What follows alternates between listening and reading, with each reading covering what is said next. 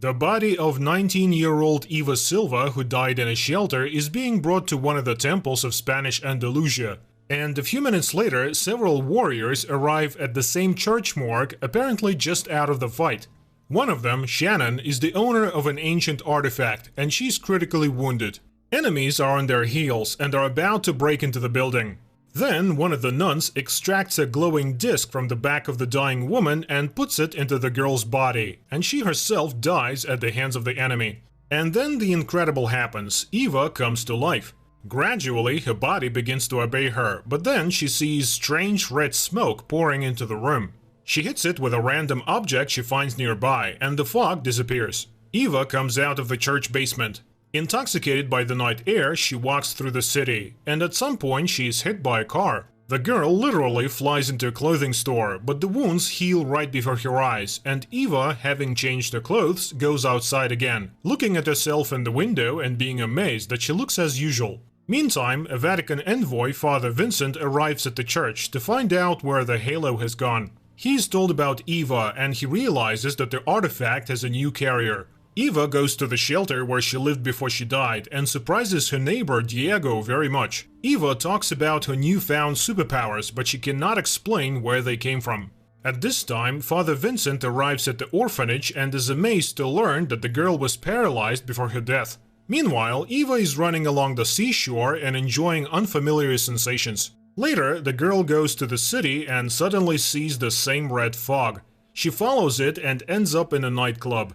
Dazed by the music, the girl is treated to some alcoholic drinks, but when one of the men makes a remark to her, she pushes him so hard in the chest that he is literally thrown away several meters. Frightened, Eva runs away.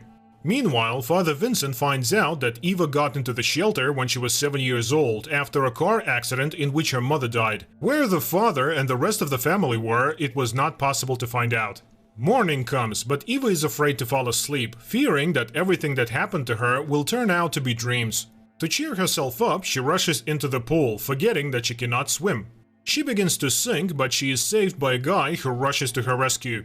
JC pulls her ashore, and the girl admits that she is terribly hungry. During breakfast, the guy introduces her to his friends, Chanel, Zoe, and Randall.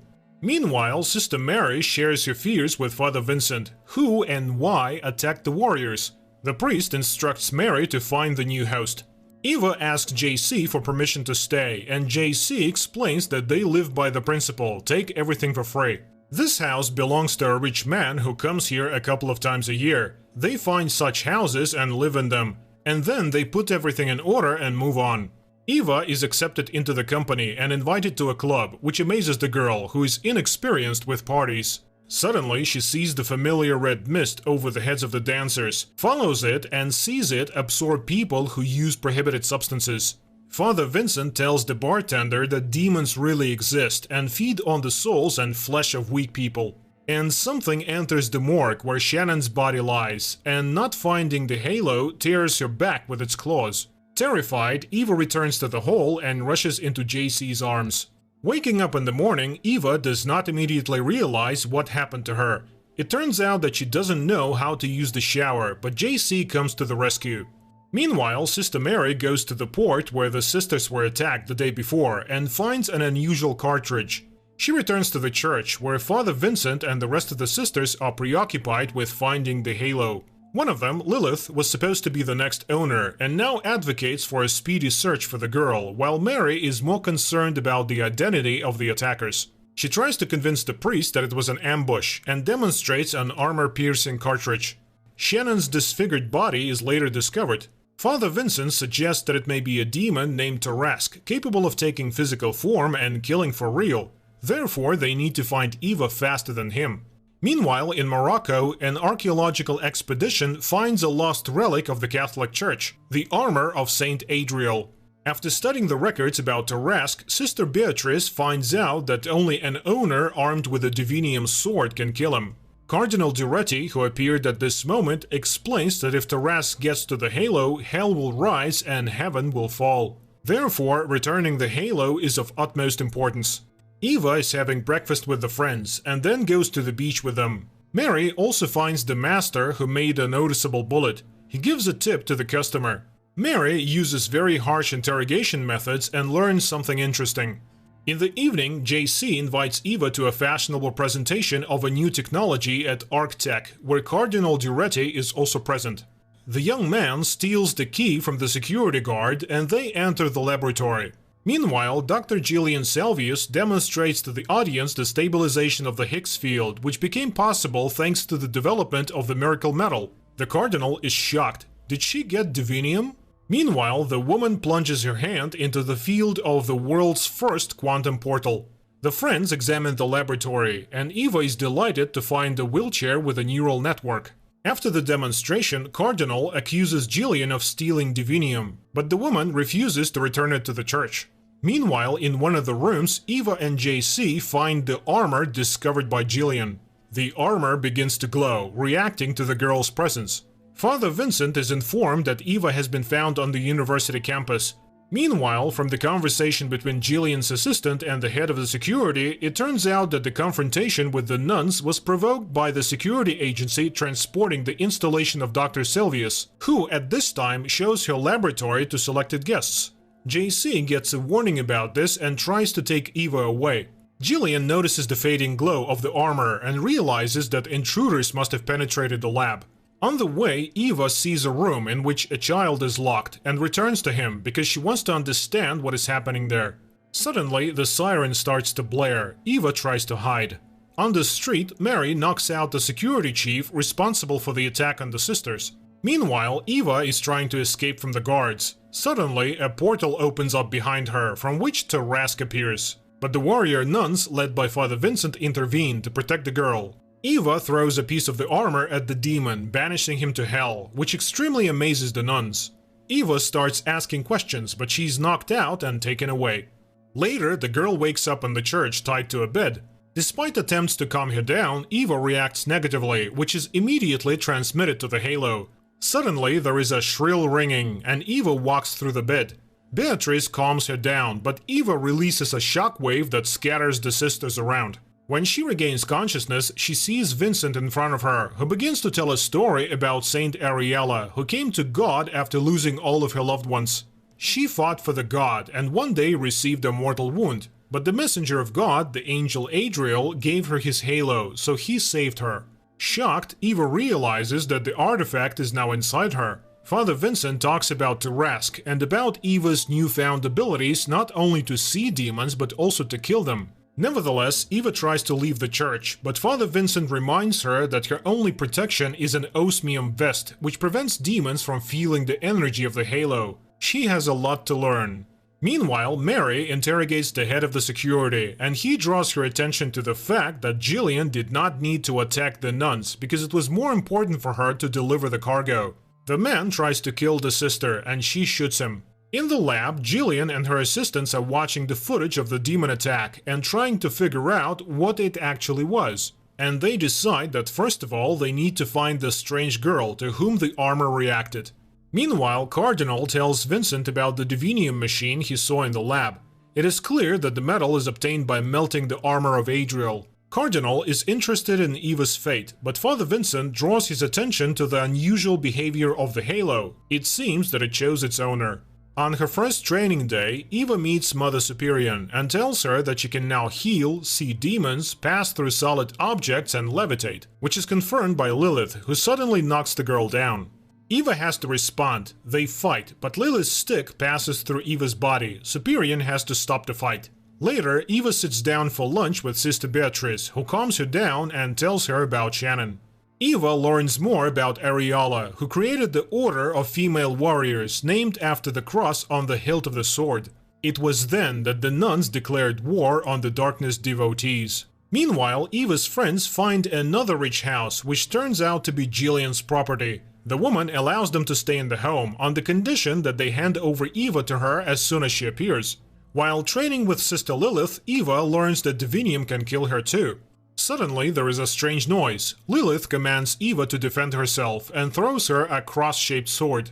But Eva passes through the wall, ending up in Mother Superior's room with her ankles stuck in the wall. It turns out that this was a test, and the sounds are made by a special device. Superion tells Eva about the dossier received from the shelter, in which it is written that the girl committed suicide by taking a large dose of painkillers. Shocked, Eva easily pulls out the leg.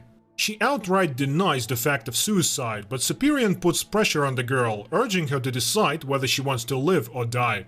At this moment, Father Vincent and Sister Beatrice enter the room, putting an end to Eva's humiliation. Vincent is outraged by Superion's behavior, but she sees Eva as a threat to the others. And the girl convinces Beatrice that she did not kill herself. Beatrice believes her and takes her to the cell that used to belong to Shannon. Later, Eva meets Sister Mary, who reads her the continuation of Arialla's story about how, before her death, she passed the halo to her successor. But when Father Vincent is distracted, the girl runs away, leaving her vest on the table and a note which says that she has chosen life. Returning to the street, Eva notices a man who is being chased by the familiar red fog and follows it. But she falls into a trap, she's beaten and stabbed. Soon she finally meets JC, who brings her to Jillian's house, where Chanel helps her to find her style and clothes. This instantly makes JC fall in love with the girl. Angry Zoe tells them that Jillian is looking for Eva. An argument begins, during which Eva emits a shockwave causing the walls to crack, and then she leaves. Meanwhile, Cardinal is trying to convince Father Vincent to find Eva and take the halo from her, even if it means killing the girl. The girl is trying to think what to do next, and remembers the humiliation she suffered from Sister Frances, who cared for her at the orphanage. At this moment, JC comes to Eva and tells her that he wants to travel further with her. Eva agrees. Meanwhile, the Cardinal informs the sisters about the blasphemy taking place in the laboratory, and he demands to return the armor to the church.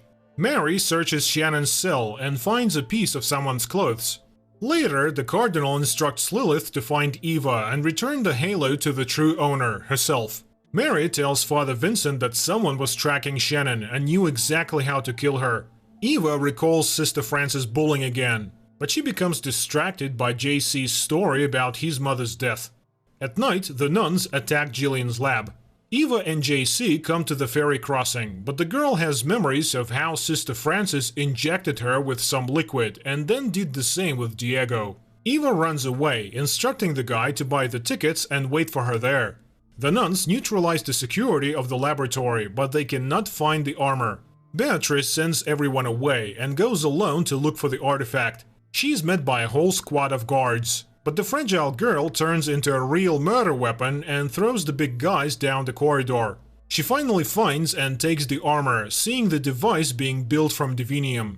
Meanwhile, Eva enters the shelter and finds Sister Frances with a syringe in her hand, about to inject Diego. Eva stops the villain, who admits that she lost the count of how many people she killed. During the struggle, the nurse injects the drug into Eva's neck. The injection weakens the girl, but the halo begins to glow. Eva gets up and breaks the killer's neck. Diego sees all this and asks the girl to run. She leaves, tormented by the fact that she killed a person. Dr. Jillian looks at the video of the incident and orders the guards to be fired. And Beatrice delivers the armor to the Cardinal and tells him about the machine she saw. He understands. The doctor is going to open the gates of hell. Upset, Eva leaves the orphanage and meets Sister Lilith, who intends to take up part of her. Lilith attacks Eva, but suddenly Sister Mary stands between them, and while the nuns sort things out among themselves, Eva escapes. She hurries to the train station and is surprised to find JC still waiting for her. She asks to leave immediately, and the guy is surprised more and more. Later, Lilith and Mary arrive there, but manage to see only Eva's farewell gesture from the departing ferry. Dr. Jillian delivers a message about the gates being built to another world, and this is a new era in the history of mankind. But the church hinders the development of progress. In confirmation, the woman shows footage of the attack on the laboratory and asks the Vatican to stop the war. Cardinal decides to respond to Jillian's attacks, but first he needs to hide the armor. He orders the Shield of Faith to be sent to the Vatican. Eva is examining her shoulder, but the skin is undamaged. She has to lie to JC that she has a very valuable ring that doesn't belong to her. She tells him about her life in the shelter. While the shield is loaded into a car for transportation to Vatican, Father Vincent confesses to Beatrice that he does not trust the Cardinal. Later, the Cardinal compliments Beatrice and tries to win her over to his side. Meanwhile, Mary catches up with the ferry and meets Lilith at the pier. A fight breaks out between the sisters again, from which Mary emerges victorious, pushing Lilith into the sea. Meanwhile, JC takes Eva to the pantry to hide from the controller. He starts asking questions again, but the girl kisses him, and the guy instantly forgets about all the misunderstandings. Father Vincent comes to Jillian. He's ready to tell her where the shield is if she promises to leave Eva alone, because she's the only weapon against the world's evil. The doctor makes a promise that she's not going to keep. Meanwhile, Mary is attacked by Lilith again, and after the fight, Mary chains her attacker to the handrail in the toilet. Jillian's assistant shows her a video of how the shield was stolen. The doctor gives the order to find Eva, and then goes to the isolated room where her child is being held. The boy reports that he has spoken to the angels and everything will happen very soon. On the ferry, Eva is tormented by the need to tell the truth to JC, but when she goes to the bar, she meets Mary, who promises to protect her. Eva is outraged, she did not ask for such a fate. The sister lets her say goodbye to the guy, while Lilith frees herself from the handcuffs. The sisters meet again at the bar, and while Mary persuades Lilith to give Eva a choice, Eva and JC slip past. The nuns give chase and catch up with the young guys in the hangar where they tried to hide. JC tries to stand up for his girlfriend, but Lilith just throws him away. She stabs Eva in the back to cut out the halo, but then Mary steps in. While the sisters are fighting, a portal appears behind Mary, from which Taras comes out. While terrified JC crawls away, Lilith rushes at the demon, who pierces her with his claw. The dying sister orders Eva to raise her sword, and she dispels Tarask, who takes Lilith with him. The guy tries to get answers from Eva, but she just walks through the wall. Do you like the story so far? The next episode's coming right up.